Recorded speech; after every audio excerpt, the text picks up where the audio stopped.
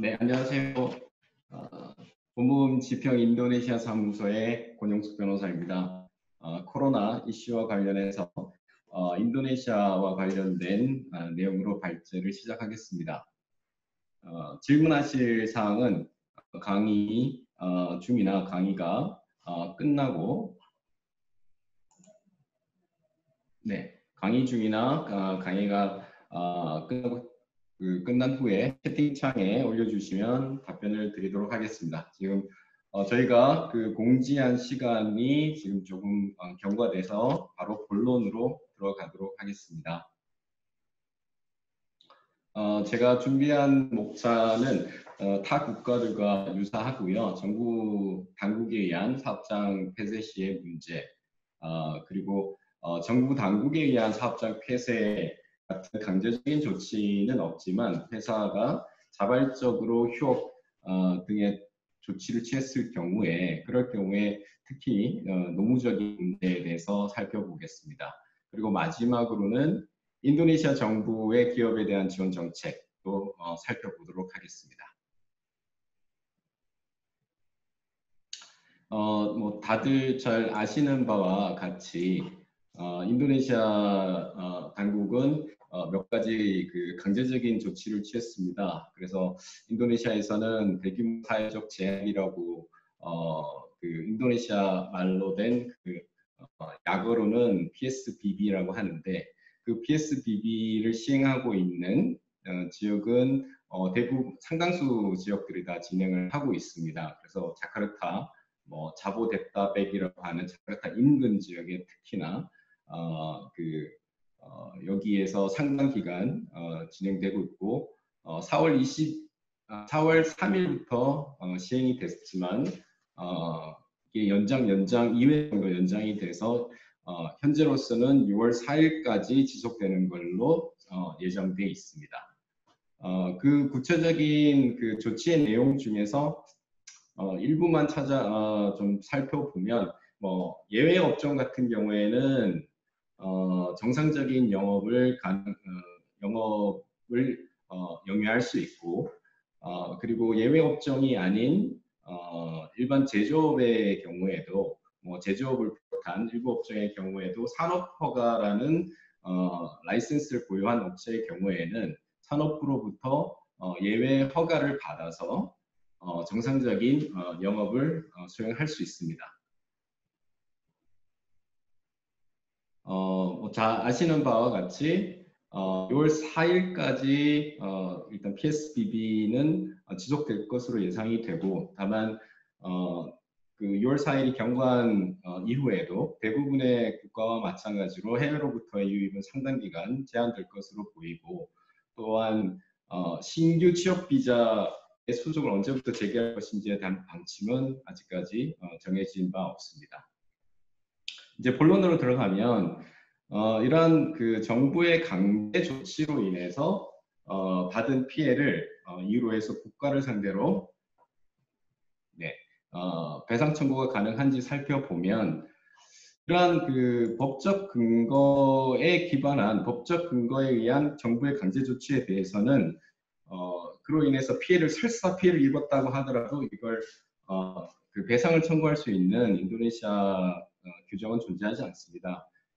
그리고 설사 어떤 부당한 면이 일부 있다 하더라도 인도네시아 법이나 어떤 법문화나 관례상 쉽지 않을 것으로 보여집니다. 이제 본격적으로 계약과 관련된 부분을 살펴보겠습니다. 그러니까 불가항력이라는 것은 불가항력적인 사유로 인해서 내가 상대방에 대해서 지고 있는 의무를 이행하지 못했고 그 이행하지 못한 데 대해서 면책을 주장할 때 동원되는 것이 이제 불가항력이고 따라서 아주 막연하게 불가항력이다 이렇게 주장할 수는 없고 나의 채무, 나의 의무와 불가항력 간의 어떤 직접적인 원관계를 봐야 되는데 우선 인도네시아 민법도 이에 대해서 나름 상세하게 규정을 하고 있습니다. 그래서 인도네시아 민법 1244조, 그 다음에 1245조는 예측 불가능한 사건 또는 불가항력에 대해서 각각 그 면책 사유를 규정하고 있는데 양 개념이 유사해서 실무상 구분할 실익은 없어 보입니다. 이러한 불가항력에 대해서는 만약에 그 계약서상에 불가항력 조항이 존재한다면 그 불가항력 조항에 따라서 우선 해결을 할 수 있습니다. 그래서 불가항력 조항이라는 것도 상당히 상세하게 규정되어 있는 경우도 있고 아주 일반적인 아주 정말 불가항력 이렇게 상당히 추상적으로만 규정되어 있는 경우가 있는데 그 각각에 따라서 어떻게 해석할 것인지는 그 계약서 조항에 따라서 달라지게 됩니다. 근데 만약에 해당 그 계약서에 불가항력에 대한 대해서 별도로 정한 바가 없고 또 해당 계약의 준거법이 인도네시아 법률이라면 그 인도네시아 민법상 위에서 말씀드린 그 조항에 따라서 불가항력으로 인한 면책 주장 여부를 검토하게 됩니다. 인도네시아 민법상 불가항력으로 인한 면책 요건은 크게 보면 세 가지가 있고요. 예상하시는 바와 같이 누구든지 그 당사자가 미리 예측할 수 없었고, 그 다음에 그 당사자에 의해 유발된 것도 아니고, 그 다음에 신의 성실에 따라서 행위를 하였고, 이게는 이제 어떤 그 불가항력적인 그런 사태를 이용해서 어떤 그 이익을 취득하는 그런 행위를 의도적으로 하지 않았어야 하고, 그 다음에 해당 사건으로 인해서 또 채무를 이행할 수 없게 되는 그런 인과관계가 인정이 되어야 합니다. 그래서 여기서 가장 중요한 요건은 네 번째 인과관계 부분입니다. 여기서 이제 네 번째 요건의 그 해당 사건이라는 것은 대부분 정부의 운영 중단 조치 볼 수 있을 것이고 또는 그 코로나 사태로 인해서 파생된 여타의 사건도 해당 사건에 해당될 수 있을 것입니다. 그래서 그런 어떤 그 조치나 사건으로 인해서 나의 채무를 이행할 수 없게 된 그러한 상태가 인정될 수 있어야 됩니다. 그래서 좀 세부적으로 보면 제조업 같은 인도네시아 제조업에 있어서 과연 불가항력 사유를 원용할 수 있을 것이냐를 보면 제가 알기에는 대부분 인도네시아 산업부로부터 예외 그 업종 허가, 예외 허가를 취득해서 정상 영업 중에 있는 걸로 알고 있습니다. 그래서 당장 정부 조치로 인해서 불가항력적인 주장은 바로 자동적인 그런 주장은 불가능할 수 있을 것 같습니다. 근데 만약에 확진자가 발생했다든지 어떤 사유로 인해서 공장이 폐쇄됐을 경우, 그래서 공장 폐쇄 조치 등으로 인해서 상당 기간 조업이 불가능하게 되면 그런 어떤 불가항력적인 사유에 해당된다는 그런 주장을 통해서 이 제조업이 어떤 바이어와의 관계에 있어서 제조업 채무 불이행 책임에서 벗어나는 그런 시도를 해볼 수 있을 것으로 생각이 됩니다. 또는 설사 이제 예외 허가를 득해서 정상 영업 중에 있지만 정부 조치에 따른 일부 그 부품의 조달이 불가하다든지 예컨대 지금 현재 하늘길과 백길이 다 막혀져 있는데 그런 이동 통제로 인해서 일부 부품의 조달이 불가능하거나 또는 기술적인 사유, 그러니까 해외에서 유지 보수 인력이 입국을 해야만 그래서 그걸 통해서 수리를 해야만 어떤 그 기계를 운영할 수 있고 그때 이러한 입국 금지로 인해서 수리가 불가한 그러한 사유로 인해서 생산이 불가능하게 된다면 그로 인한 어떤 납기 불능이나 지연에 대해서는 불가항력을 주장해 볼 수 있을 것으로 생각이 됩니다. 하지만 이때 만약에 그 법원으로서는 그러한 채무자가 불가항력 주장을 하게 되면 과연 대체 가능한 부품의 조달 방법이 있는지 또는 그러한 상황을 어떤 극복하기 위해서 최선의 조치를 취했는지 그런 사정들을 종합적으로 고려해서 불가항력 사유가 존재하는지 그렇지 않은지에 대해서 판단을 할 것입니다. 그리고 제조업이 아닌 3차 산업 같은 경우에 근데 그 3차 산업 중에서는 상당수 업종이 예외 업종에 해당되지 않아서 지금 현재 운영을 하지 못하고 있는데 그러한 이제 예컨대 근로자들이 모두 재택근무만 가능하고 회사 출근하지 못하고 그럼으로 인해서 당초 거래처와 정한 어떤 채무의 이행이 불가능하다라고 한다면 저희가 봤을 때는 그 불가항력을 이유로 한 면책을 주장할 수 있을 걸로 생각이 됩니다.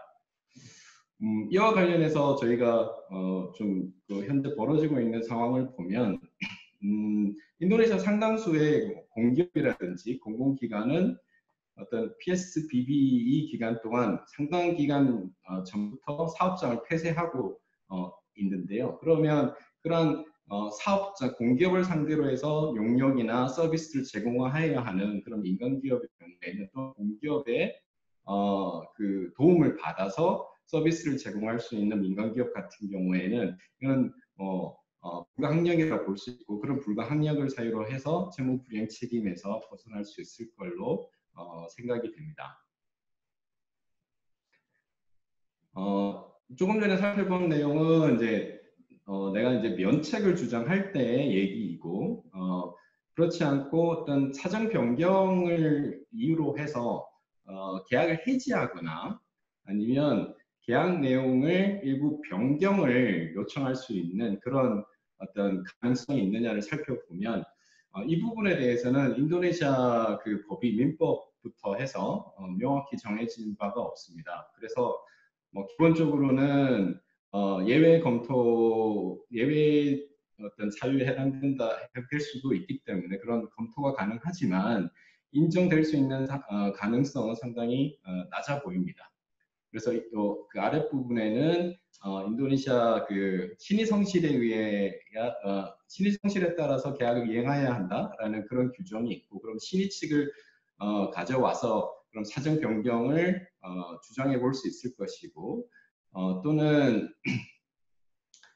인도네시아 민법에 어떤 규정이 있냐면 계약 조건이 이행 불가능하거나 법률에 의하여 금지될 경우 동계약은 더 이상 효력이 없다라는 민법 규정이 또 있습니다. 그래서 그런 두 가지 정도의 규정을 근거로 해서 계약의 해지 또는 무효도 주장해 볼 가능성이 있습니다.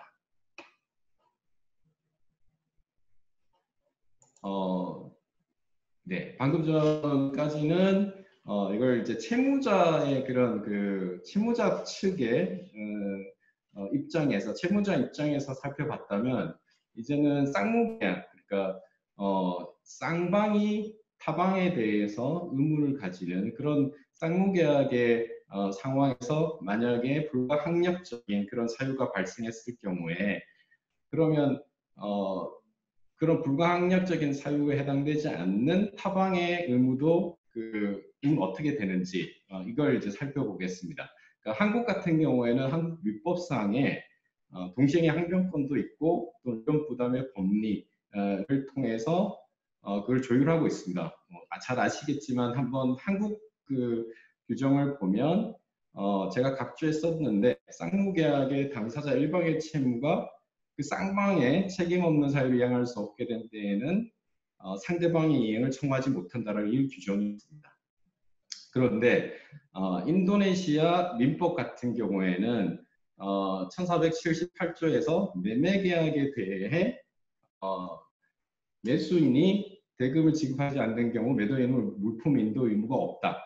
이렇게 매매계약의 경우에는 이 규정을 두고 있고 또 일부 계약 형태에 있어서는 이런 규정들이 있을 수 있지만 동시행의 항변권 관련된 일반 규정을 두고 있지 않습니다. 그리고 아까 얘기했던 위험부담 관련된 규정도 존재하지 않습니다.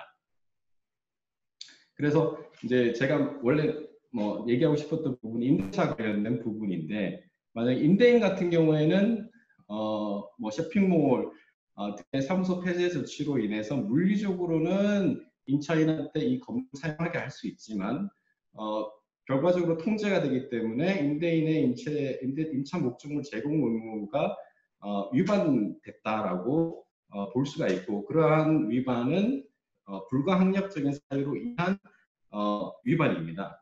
그렇다면 이 상황에서 임차인이 정부의 조치, 그 다음에 임대인의 통지 제한으로 인해서 사무실을 사용하지 못하는 상황에서 임차료 지급 의무가 있느냐, 이게 이제 관건인데, 인도네시아에서 제가 주로 본 임대차 계약서에는 이런 사항을 규율하는 조항이 없습니다. 예컨대 이런 부분들은 모두 다 임대인의 불리한 조항이거든요. 그러니까 대부분의 계약서 이런 규정 두지 않고, 그래서 인도네시아 민법의 해석으로 돌아갈 수밖에 없는데, 아까도 말씀드렸지만 인도네시아 민법은 이러한 타방의 위험 부담이라는 그 법리가 적용될 수 있는 규정을 두고 있지 않습니다. 그래서 이런 부분에 대해서는 임대차 계약서도 조항이 존재하지 않고, 다만 이거는 법 원칙이라든지 원리를 통해서 준할 수밖에 없는데, 안타깝게도 인도네시아는 그렇게 판례가 발전한 나라가 아닙니다. 따라서 제가 봤을 때 솔직히는 이 가능성은 그렇게 높게 보여지진 않습니다. 하지만 이런 부분은 충분히 주장은 해볼 수 있지 않나라고 생각을 하고 있습니다. 그 다음으로는 이러한 정부 당국의 사업장 폐쇄라든지 강제적인 조치로 인해서 그로 인한 여파로 인해서 근로관계에 어떠한 영향을 미치는지 살펴보겠습니다. 우선 인도네시아에서는 근로관계에 대해서는 당연히 노동법 규정이 적용이 되고요. 그래서 근로계약을 해지할 수 있는지, 그래서 어떤 코로나라는 사태로 인해서 조업이 불가능해졌고, 그러한 조업 불가능을 이유로 해서 근로계약을 해지할 수 있는지 살펴보면, 일단 인도네시아 노동법은 최근 2년간 지속적인 적자가 있거나 또는 불가항력적인 사유로 인해서 사업장을 폐쇄하는 경우, 그런 경우에 그런 경우에 근로계약을 해지할 수 있습니다. 그래서 여기서 이제 논란이 되는 부분이 그런 영구적인 중단이 아니고 사업장의 일부 폐쇄 또는 일시적인 중단의 경우에도 이게 적용되느냐에 대해서는 논란이 있는데, 일부 영업장 폐쇄, 공장이 여러 개 있을 경우에 일부 공장만 폐쇄하는 경우에도 이 규정은 적용될 수 있지 않나라는 게 저희 의견이고요. 그 다음에 일시적인 중단의 경우에는 아직 어떤 사업장이 폐쇄라고 보기는 사실 좀 어렵지 않나라고, 두 가지를 좀 구분해서 봐야 되지 않나 생각됩니다. 그래서 근로계약의 그러한 해지 절차는 잘 아시는 바와 같이 인도네시아는 어떤 근로계약 해지 사유가 설사 존재한다고 하더라도 각 개별 근로자와의 합의가 존재해야 되고, 그 합의를 노동부에 등록을 해야 되죠. 만약에 그러한 합의 조정이 불가능할 경우에는 인도네시아 법원을 통한 근로관계의 종결에 대한 결정이 필요한 그런 상황이 올 수도 있습니다. 다 아시는 바와 같이 인도네시아는 이제 상당히 노동자 편향적인 그런 노동법을 가지고 있고, 그래서 그런 근로계약이 해지가 됐을 경우에 퇴직금의 산정에 대해서는 상당히 자세한 규정을 두고 있습니다. 그리고 이제 아까는 이제 과연 해고를 할 수 있는지 그걸 봤다면, 이제는 과연 정부 지침에 따라서 휴업 또는 근로자가 이제 격리됐을 경우에 그런 급여의 급여 감액을 할 수 있는지 또는 무급 휴가를 진행할 수 있는지, 이 부분을 살펴보면, 아까 말씀드린 것처럼 노무계약도 쌍무계약의 일종이지만 여기 쌍무계약의 법리가 그대로 적용되지 않습니다.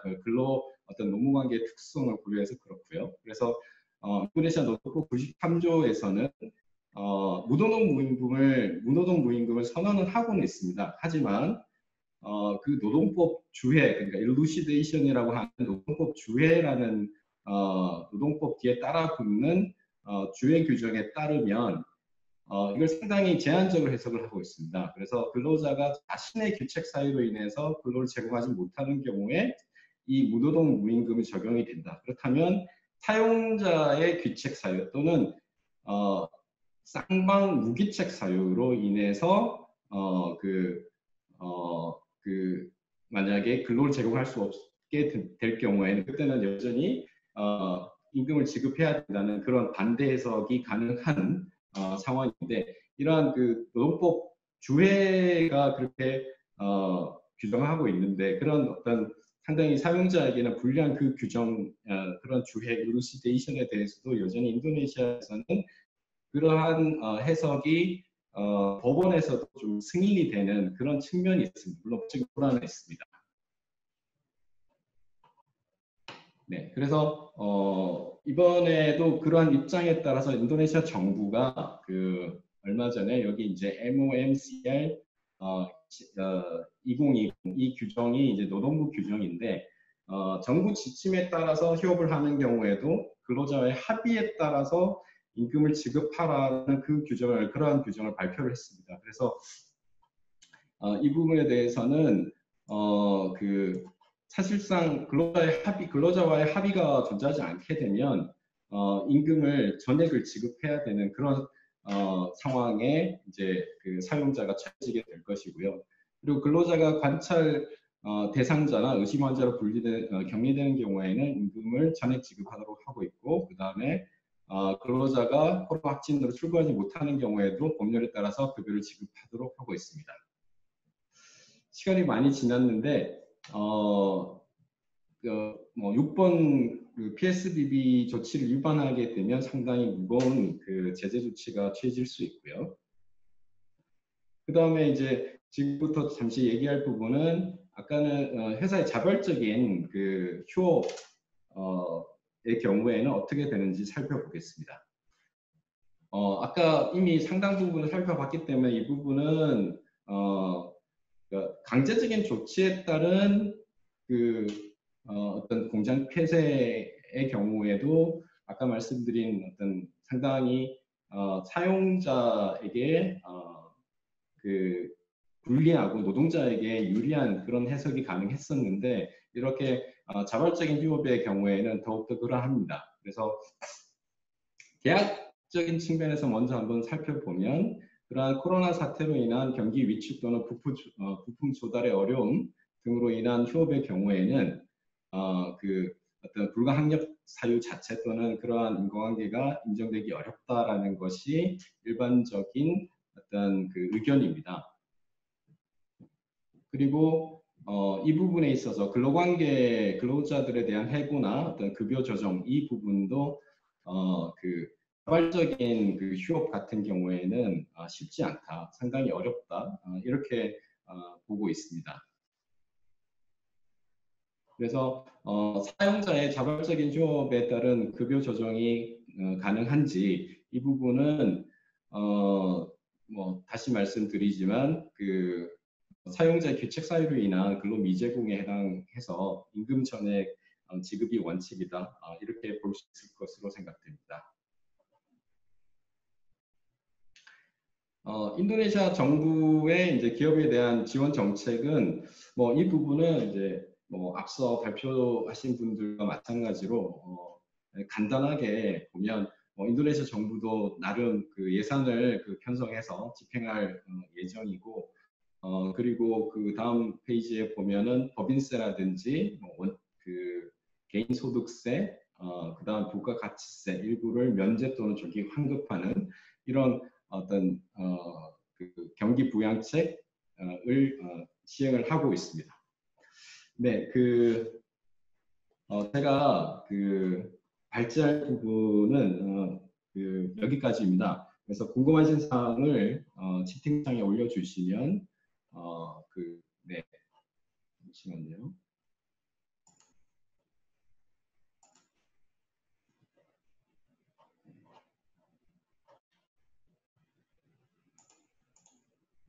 네, 제가 지금 네.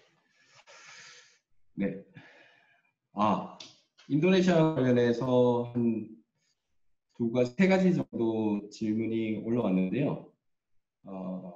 네.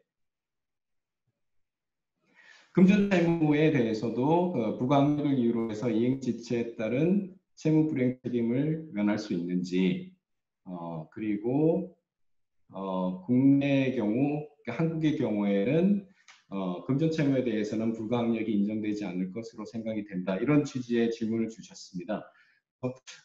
금전 채무의 경우에는 이게 이제 불가항력적인 사유라는 것은 마찬가지로 이제 한국과 여기 인도네시아가 마찬가지일 것 같습니다. 그런데 돈을 어떤 금전 채무라는 것은 그러한 어떤 변제할 자력이 없는가의 문제이지, 이게 뭐 은행이 인도네시아의 모든 은행이 폐쇄되지 않는 한 이런 금전 채무를 어떤 불가항력 이유로 해서 이행할 수 없다라는 것은 쉽게 성립할 수 없는 상황인 것 같습니다. 네, 그래서 뭐 마찬가지라고 생각이 되고요. 그 다음에 두 번째는 코로나 사태로 인해서 영업이 악화될 경우 이를 이유로 파산과 청산을 고려해 볼 수 있는데 어느 절차가 더 적절한가, 이런 질문입니다. 이게 현실적으로 많이 고민하시는 그런 상황일 것으로 보여집니다. 그래서 파산이라는 것은 이제 인도네시아의 파산제도와 한국의 파산제도, 한국의 청산제도, 인도네시아 청산제도가 각기 좀 다르기 때문에 좀 다르게 보긴 해야 되는데요. 인도네시아 청산 제도 같은 경우에 마찬가지로 적극 재산이 소극 재산에 비해서 더 클 경우에는 청산 제도를 통해서 진행하는 것이 맞고, 그 반대의 경우에는 파산 절차를 통해서 어떤 채권자에 대한 자산의 비율적인 분배 프로세스가 필요합니다. 그래서 청산 근데 노무적인 이펙트는 특별한 차이가 없습니다. 그래서 노무적인 이펙트는 아까 봤던 것처럼 근데 이제 청산의 경우에도 적자 청산이냐 아니면 흑자 청산이냐에 따라서 노무적인 이펙트가 좀 다르죠. 그래서 만약에 적자 청산이다라고 하면은 그런 인도네시아 소위 얘기하는 퇴직금의 1배만 지급하면 될 것이고, 흑자 청산의 경우에는 2배를 지급해야 되는 그런 차이가 있습니다.